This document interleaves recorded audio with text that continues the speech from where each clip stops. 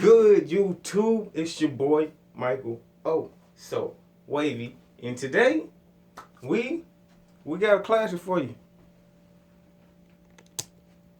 Oh man. What's good, YouTube? It's your boy, Michael. Oh, so wavy. And today, we're gonna talk about the Los Angeles Lakers, the failure of their season, the true reason why they failed. It's not gonna be a long video. Like I said, it's just gonna be a quick video. So, all I want you to do is hit the like button, hit the subscribe button. If you haven't already joined the Also Wavy train, the Also Wavy gang, go ahead and do that. Take a moment, give you some time to do that real quick. Okay, without further ado, we're gonna talk about the Los Angeles Lakers and their failed season this year and who is the real reason the Lakers lost and who's to blame for it. And first off, people want to say it's LeBron James. Well, I'm gonna be the first Laker fan to openly admit that it was not LeBron James' fault. The reason the Lakers had a failed season, it was upper management's fault. It was Rob Pelinka, Magic Johnson, and we have to throw Jenny Buss underneath the bus as well. You know what I'm saying? When you go out in free agency and you pick up a highly touted future Hall of Famer LeBron James, it's your job to build a team to properly accommodate that player. You know LeBron James is a drive and pass player. That's what he is. He's a drive and pass player. He attacks the rim, finish strong, or dish it out if he can't. So, with that being said, Rob Pelinka and Magic Johnson failed to build a roster to make that team great. They set him up for failure. It was a learning curve, and of course, I wasn't expecting the Lakers to go to the playoffs. I mean, yes, we haven't made the playoffs in 6 years. 6 years. Okay, Lakers have been trashed for 6 years. What's the worst that can happen with LeBron James coming to the Lakers? Oh, they're not making the playoffs. Whoop-de-doo, we haven't made the playoffs in a while. So, with that being said, there was all kind of confusion about why LeBron James came to the Lakers. Because Magic Johnson sold him on the Lakers. He told him it would be a 2-year rebuild. Well, here's where Magic Johnson fucked up. Made a mistake. Well, here's where he messed up. First of all, you let go of D'Angelo Russell, and you had Timothy Mozgov. So in order to get rid of Timothy Mozgov, you get rid of D'Angelo Russell. You criticize him because of his work ethic. Now, the Lakers got put out of the playoffs by who? The Brooklyn Nets. Oh, D'Angelo Russell. Every time D'Angelo Russell plays against you, he shits on you. He shits on the Lakers. It doesn't matter. What time of the season it is, whenever the Lakers meet the Brooklyn Nets, you're going to see D'Angelo Russell and what he's going to do. He was averaging 22.2 points this season. Last season, the same. 4.5 assists, 3.2 rebounds. The guy was showing that in his last season with the Lakers. You get rid of him. Okay. Second mistake. Not re-signing Julius Randle. Julius Randle was willing to take a pay cut to come back to the Lakers. Instead, they went and signed Michael Beasley. In order for you to trade Michael Beasley and your future center, and who? What's his name? Oh my God, you really got rid of Ivica Zubac. Ivica Zubac for Mike Muscala. Kind of trade is that? The guy only gives you 9 minutes and no points, and he's on his way down in his career. But you wanted spacing. You wanted to open up spacing for the floor. Well, Mike Muscala, yeah, he can shoot a 3. But you have Mo Wagner for that. You had Sly Mikhailuk. Didn't give him a chance, but he could have solved your 3-point shooting problems last season. Because this season is over with. It's over with. You got rid of, oh my God, that was 4 good players. 4 good players. Man, it could have changed the way the Lakers look next year. I mean, the Lakers are not going to be the same next year. I can guarantee you that because a lot of players have been signed on a 1-year deal as far as JaVale McGee, Rajon Rondo. I know KCP personally will not be coming back to the Lakers, I believe. He will be gone. He will be looking for a max contract when his contract is expired.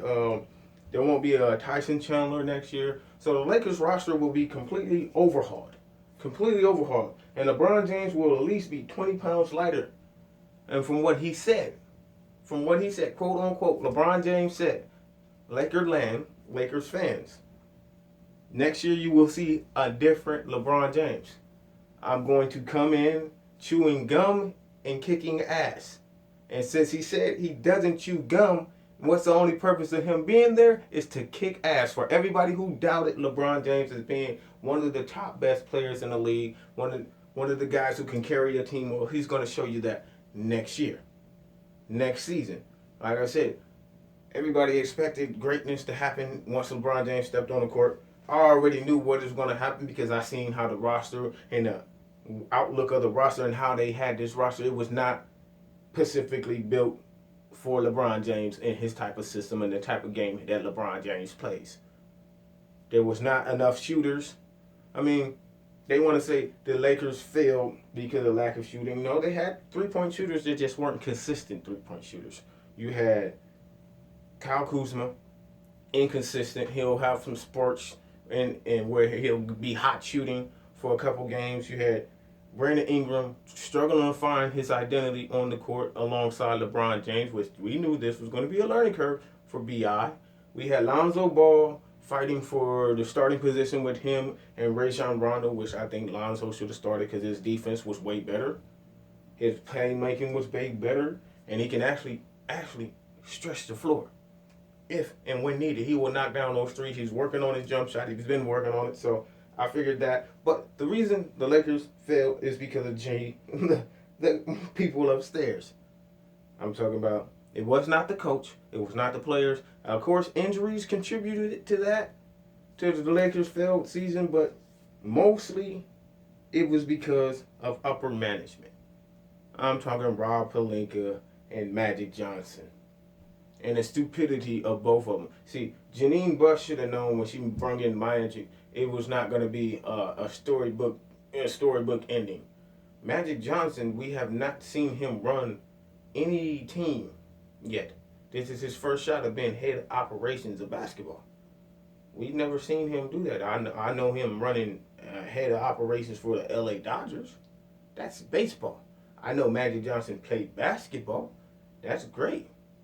But when you put in Rob Pelinka as your general manager, he's a player coach or whatever they want to say. He's a great agent. He was a great agent of Kobe Bryant, so he knows how to reach out and get players. Well, he did a horrible job in this free agency. He didn't get anybody, just LeBron James. Only LeBron James. They only targeted just LeBron James.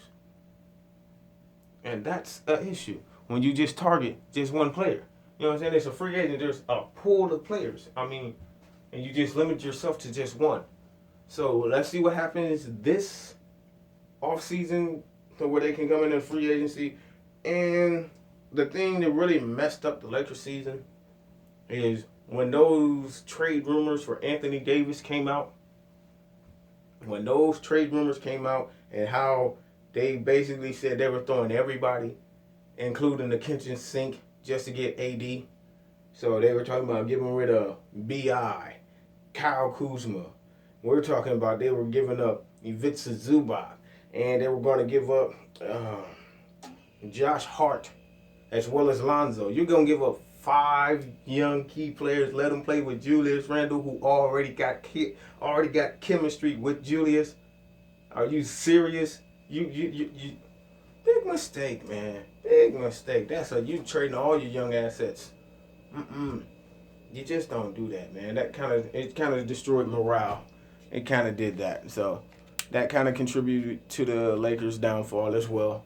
But as the season progressed, injuries started to happen. Like I said, it was a lack of floor spacing with LeBron. I mean, LeBron James has worked on his game to become a knockdown shooter, which a lot of people doubted that he would do. I personally doubted it when he was playing for Cleveland. I never thought he was going to develop a jump shot. And he proved me wrong. When he came to LA, I was not for it. I was one of those guys like, man, LeBron James comes and then all the bandwagoners come and then, hey, it happened. They all came. And then you got to deal with it, man. But as a LA faithful, grateful for it. But Like I said, the Lakers' downfall came from upper management. It has nothing to do with the players. It had to do with Magic Johnson, Rob Pelinka, and Janine Buss. They need to go ahead and figure out what's going on here up at top and see how it's going to make the team better down there. Because the players, you give them time and they'll be great. You know what I'm saying? You were building something, but the problem is you were building through the draft and then you lose some players, some key players. D'Angelo Russell, Julius Randle. Key players. You got rid of Jordan Clarkson and you got rid of Larry Nance Jr. Boneheaded decisions. Just because you couldn't get rid of a certain player like Luol Deng. Bad decision by Mitch Kupchak and signing Mitch Kupchak. Woo, set us back years. That dumbass trade for Steve Nash and Dwight Howard hurt. And then you make another bonehead decision where you go ahead and sign. You had enough money to go sign some pretty good free agents, and you go sign Luol Deng and Timothy Mozgov. That was stupid. Then what happened after that era happened? You go ahead and trade Jordan Clarkson and Larry Nance Jr. for a 20 game a 20 game rental of Isaiah Thomas, Channing Frye, and you signed Brook Lopez. Which you should have kept Brook Lopez. I understand why you didn't keep Channing Frye and Isaiah Thomas, because Isaiah Thomas being 5'9", a liability on the defensive side where you had to hide this guy in your defense, because if you didn't, the opposing offense were going to attack him, and it's been like that. Of course, in the West, you already know short guys don't last long. You can go to the East and you'll be a beast, but in the West, shit, Russell Westbrook gonna eat your ass up alive. You know what I'm saying? The point guards over there, they don't play like the other on the East Coast. So, yeah, we get that. And like I said, they should have kept Brook Lopez. Brook Lopez wanted to re-sign with the Lakers as well as Julius Randle. They had enough money to sign both of them. Re-sign both, but the LA decided to go other ways, like go get JaVale McGee and sign who else? Michael Beasley, which you only traded Michael Beasley and Victor Zubac for Mike Muscala and Reggie Bullock. Me, if I was a GM, I'm giving up a young asset for a guy and he's not even in it, is on his way out of the league. Oh, okay. Yeah, well, I'll just keep shooting myself in the foot. Just keep on smacking myself, because those are bonehead decisions, man. Like I said, it just doesn't make any sense. But peace, love, and respect. It's been real. YouTube, this is your boy Michael Also Wavy.